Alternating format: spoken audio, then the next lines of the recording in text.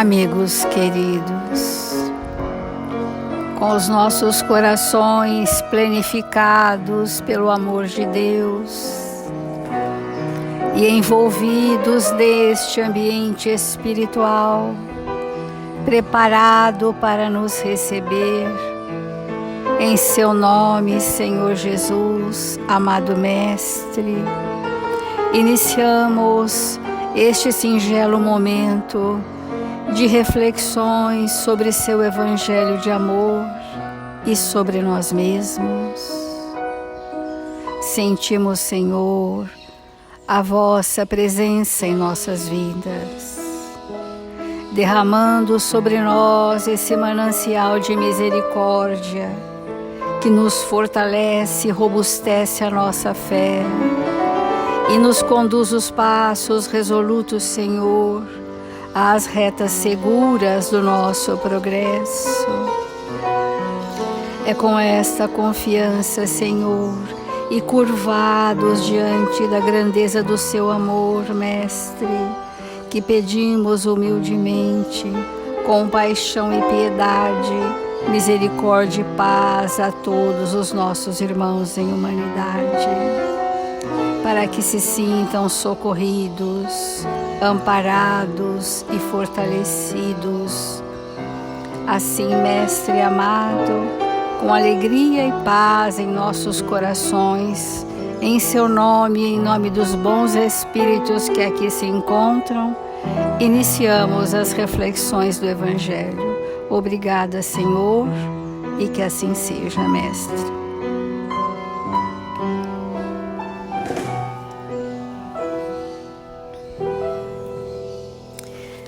Do Evangelho segundo o Espiritismo, o capítulo Amar o Próximo como a Si Mesmo, dando sequência às questões relativas ao egoísmo para vivermos a lei do amor, nós vamos para o item A Fé e a Caridade, é o item 13. Eu vos disse ultimamente, meus caros filhos, que a caridade sem a fé não bastava para manter entre os homens uma ordem social capaz de os tornar felizes. É muito complexo nós compreendermos o que é uma ordem social, né? Que é o equilíbrio e harmonia da vida comunitária entre famílias, entre povos, sociedades, comunidades em geral.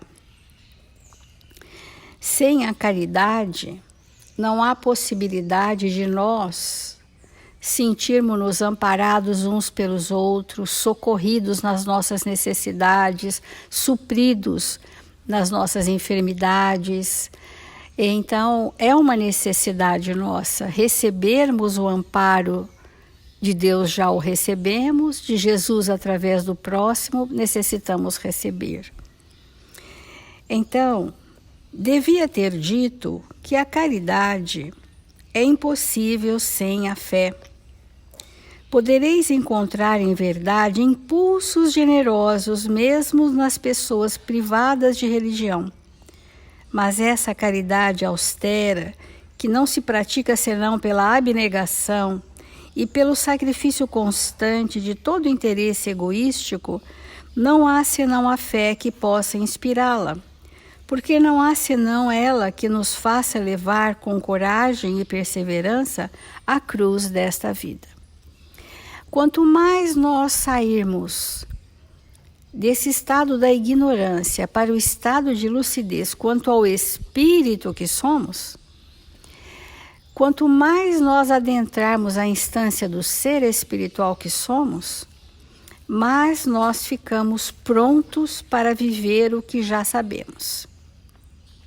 Porque é na experiência prática do dia a dia, de aplicar o que já tocou a nossa consciência, o que já tocou o nosso sentimento, é que estrutura a nossa fé. Nós podemos ter muito boa vontade, nós podemos ter arroubos de generosidade, nós podemos ser espíritos dispostos a fazermos aquilo que o outro necessita, mas aquilo não se mantém continuamente. Por isso que o Evangelho diz que são impulsos generosos, que nós pensamos que, distanciados de um grupo de convivência, de uma comunidade, nós nos manteremos. E é muito importante nós sabermos que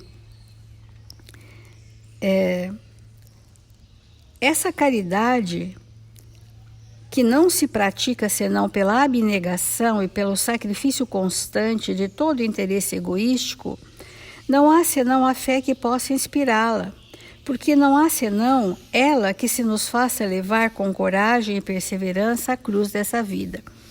Para nós aceitarmos as provas, para nós termos resignação, para nós termos profundo entendimento de nós mesmos e ainda assim nos debruçarmos sobre a dor do outro com abnegação, com absoluto desinteresse das nossas questões pessoais, há necessidade que a fé se estabeleça em nós.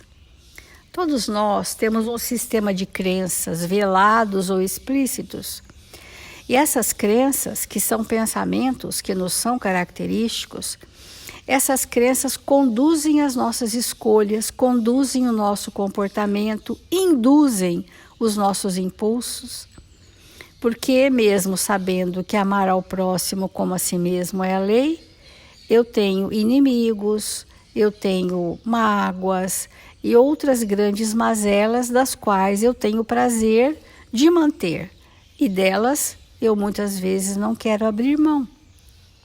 Então, quando o Evangelho traz para nós que a fé antecede a caridade, nós precisamos entender de que fé estamos falando. Nós estamos falando de que aquilo que o Evangelho de Jesus, ou melhor dizendo e ampliando, as leis divinas, trazem para nós, é disto que nós precisamos pautar a nossa existência na Terra.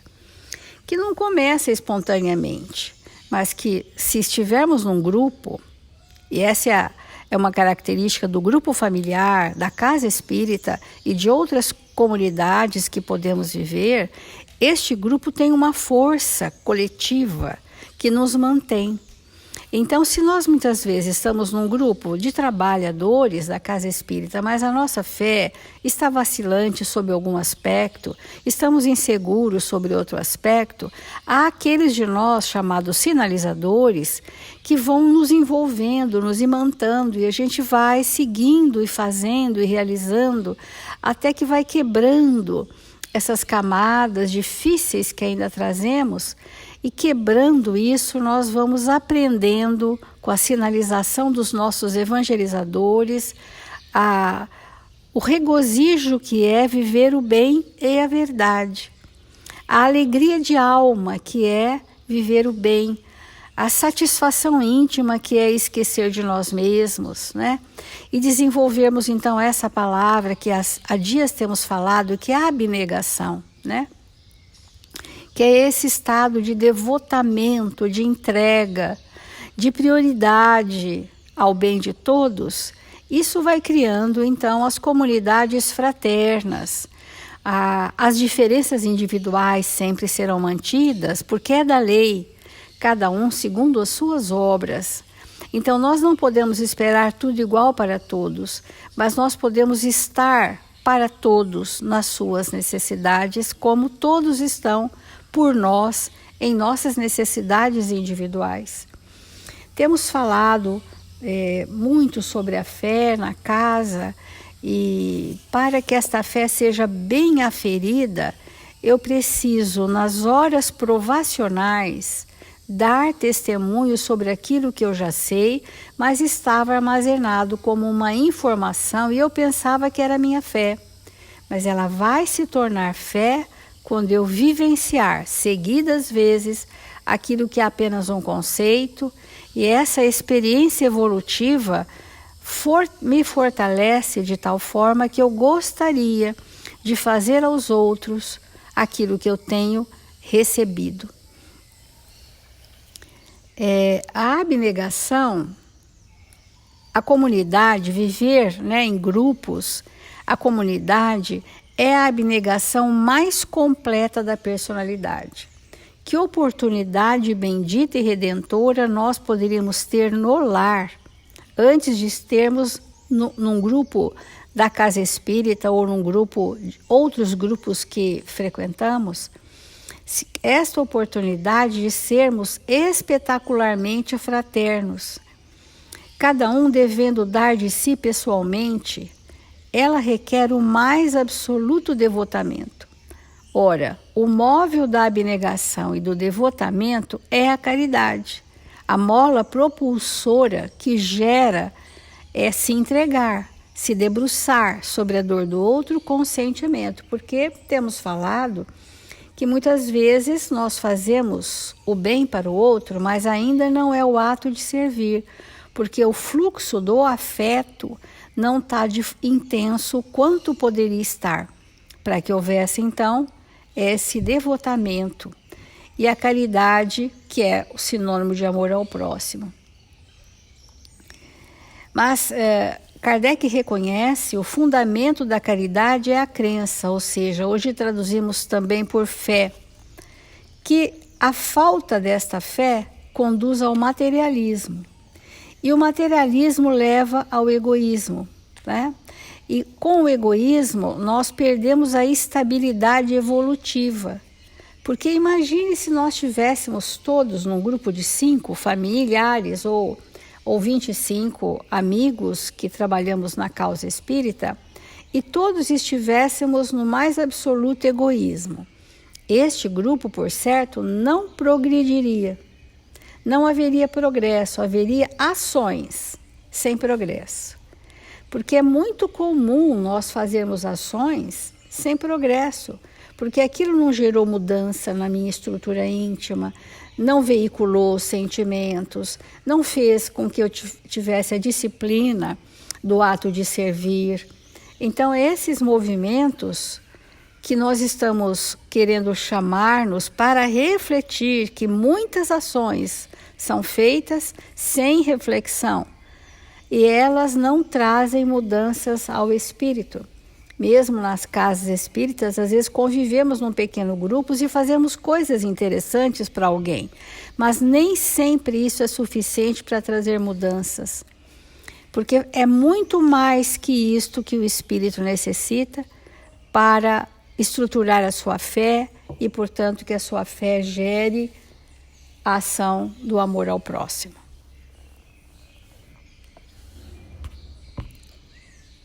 Dentro desse entendimento de amar o próximo como a nós mesmos, nesse capítulo do Evangelho, Kardec, coordenado pelo Espírito de Verdade, toda aquela equipe que compôs a doutrina espírita, trouxe para nós refletirmos e instalarmos na nossa intimidade a caridade.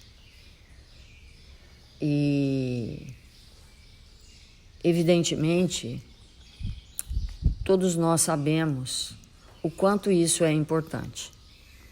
Então, é muito necessário que nós perguntemos na nossa intimidade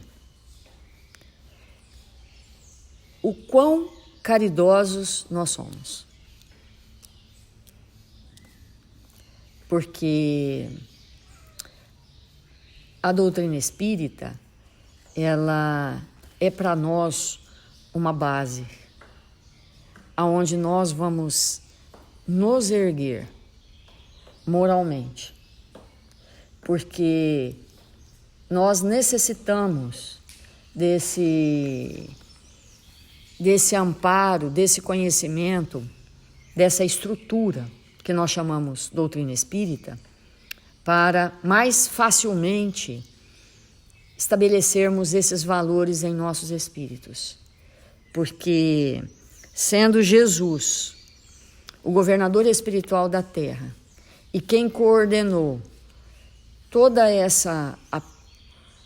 esse conjunto que foi estruturado, conjuntos de pensamentos, de ideias, que foi estruturado dentro da doutrina espírita, nós vamos necessitar demorar o nosso pensamento nesses conteúdos para isso ser uma estrutura energética na nossa intimidade. Então, vamos entrar agora nesse tema caridade, e com o intuito de que realmente nós possamos aproveitar os dias que nos restam na Terra para sermos uns com os outros caridosos. Há pessoas que são calmas, bem calmas, e a calma, evidentemente, pode ser um aspecto da caridade. A verdadeira calma é, sem sombra de dúvida, um aspecto da caridade. Mas há aquela calma que é uma paradeira. Eu não incomodo ninguém e peço que ninguém me incomode. E isso, muitas vezes, é tido como uma calma, só que não é. Não é disso que nós estamos falando. Então, porque muitos de nós podemos dizer, não, eu sou caridosa, ou eu sou caridoso, em função de algumas características da personalidade que nós nomeamos de maneira equivocada. E às vezes não, nós somos mesmo, porque há entre nós espíritos caridosos. Porque se não houvesse espírito caridoso na Terra, a Terra já teria sucumbido. Então, existem espíritos caridosos com certeza. A questão é, se nós somos esses espíritos, e se não somos, o que vamos ter que fazer, o plano que nós temos que desenvolver na nossa intimidade para nos tornarmos verdadeiramente caridosos. Então, nós selecionamos um texto de Bezerra de Menezes para começarmos a conversar sobre esse tema.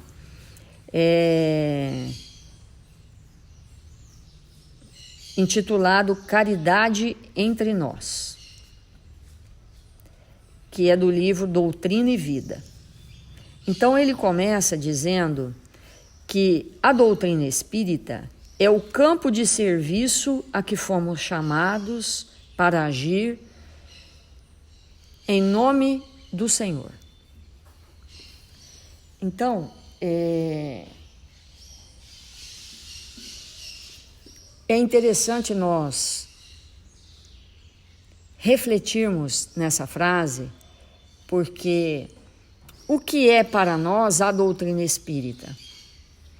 É um conhecimento que nós somos desejosos de estruturar o nosso pensamento e as nossas ações. Isso é a doutrina espírita para nós. É um postulado trazido pelos espíritos superiores que já vivem tudo isso que está ali compilado e que é para nós um chamamento muito forte para estruturarmos tudo isso em nossa intimidade. Então, todas as vezes que nós conseguirmos agir, pensar, sentir, embasado nessa estrutura da doutrina espírita, nós estaremos a serviço de Jesus.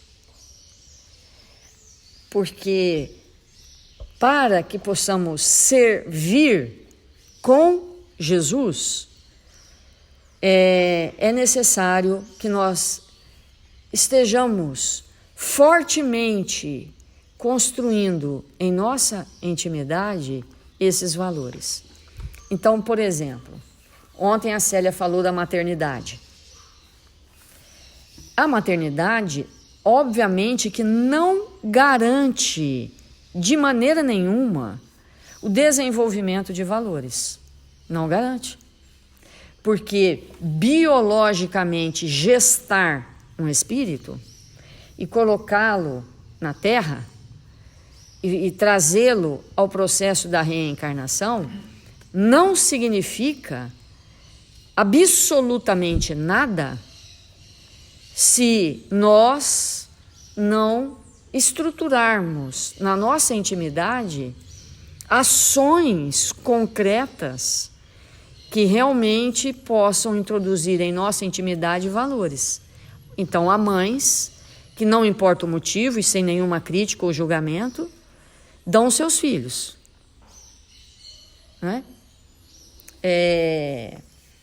Há outras que abandonam literalmente ou nas entrelinhas, não aproveitando aquela oportunidade extraordinária. Então, ser mãe, ser pai, ser irmão, ser marido, ser esposa, obviamente que é uma extraordinária oportunidade, mas não garante a experiência exitosa, porque a experiência exitosa vai depender de como nós estamos agindo. Então, o que é ser mãe de um espírito que nós ainda não amamos? O que é ser pai de um espírito que nós ainda não amamos? O que é ser irmã ou irmão de alguém que não construímos ainda o sentimento? Ou esposa e marido daqueles que, se a gente pudesse escolher na Terra o que nós na verdade escolhemos no mundo espiritual, a gente abria mão, porque aquela pessoa não é mesmo de maneira nenhuma o espírito que eu gostaria de conviver, mas é a minha real necessidade, porque o planejamento reencarnatório vem atender às nossas necessidades. Então, a prática da caridade começa no momento em que eu olho para aquela situação que é extremamente desafiadora para mim e não abro mão de exercer isso que nós estamos chamando de caridade.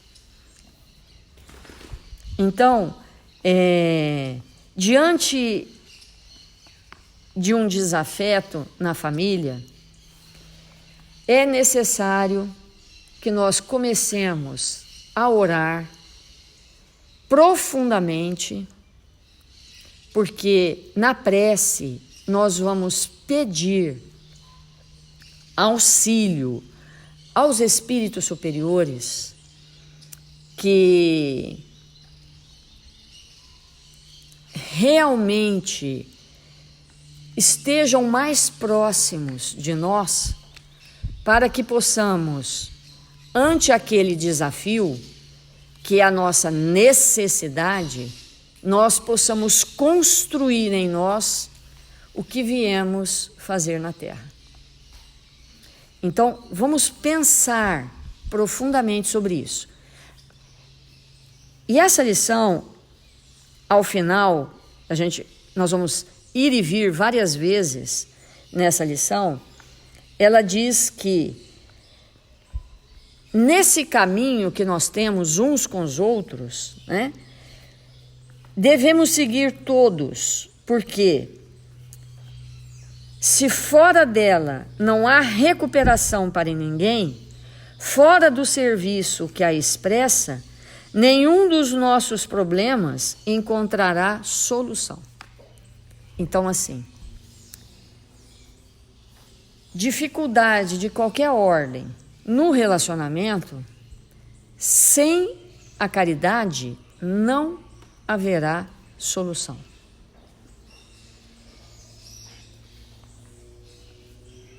E aí nós vamos ter que ver como é que nós vamos ser caridosos com esse espírito que está ao nosso lado. Como é que nós vamos auxiliar de maneira caridosa? Porque se nós não buscarmos esse entendimento, uma aplicabilidade em nossas vidas, o tempo vai passar, a oportunidade vai passar, o espírito vai crescer, se for filho, se for filha, vai crescer.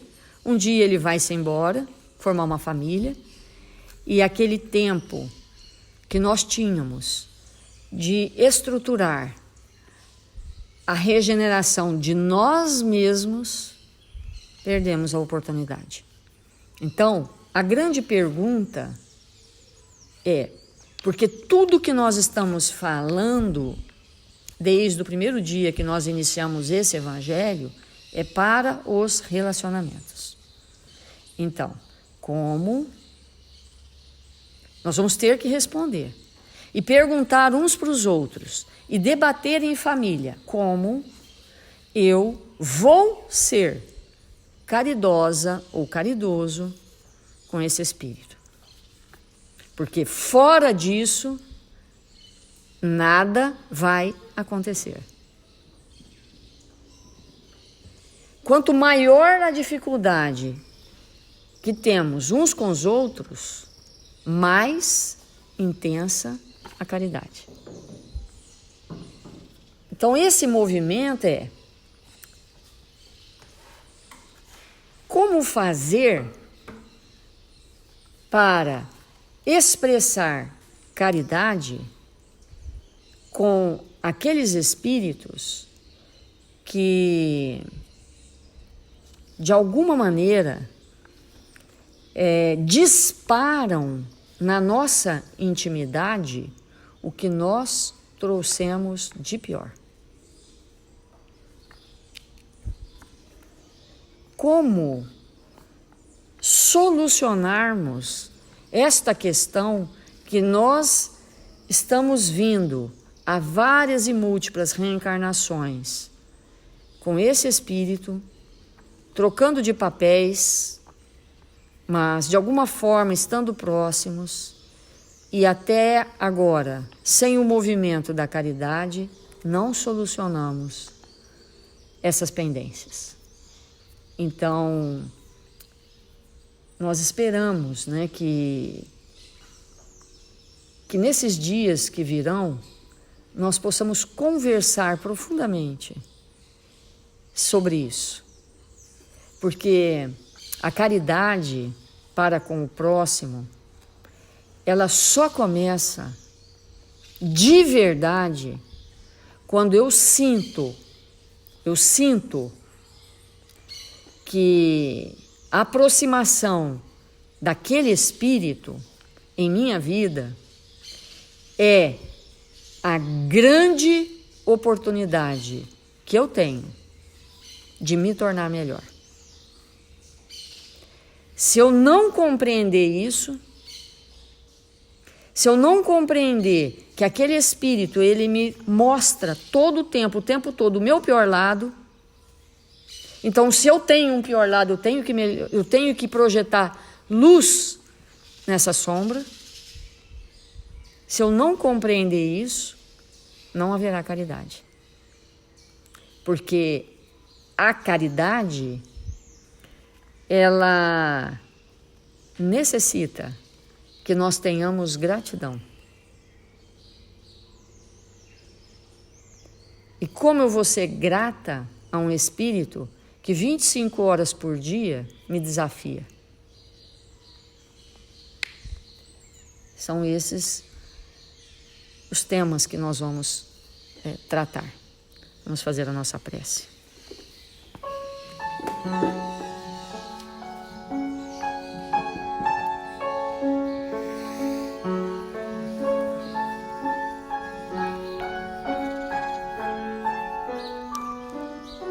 Senhor Jesus,